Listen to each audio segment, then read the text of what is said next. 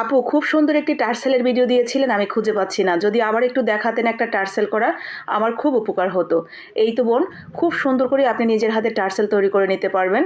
তো 2 কালারের সুতা দিয়ে তৈরি করতে চাইলে একটা কালারের সুতা 4 আঙ্গুলে পেঁচিয়ে নেবেন, ঠিক আমি যেভাবে দেখালাম। এরপরে কেটে নেবেন মাঝখান থেকে। এরপরে আরেকটা নেবেন 3 আঙ্গুলে পেঁচিয়ে। সেম ভাবে 3 আঙ্গুলে পেঁচিয়ে কেটে নিয়েছি।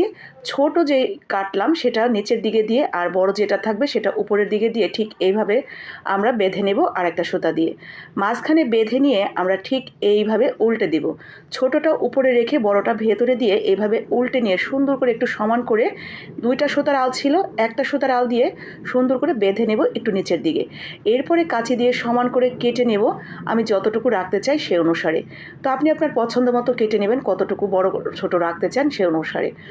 এরপরে এটাকে আরও সৌন্দর্য বাড়ানোর জন্য 2টা পুঁতি গেঁথে দিবেন, ব্যাস। এরপরে যেখানে লাগাতে চান সেখানে লাগিয়ে নেবেন, হয়ে যাবে খুব সুন্দর।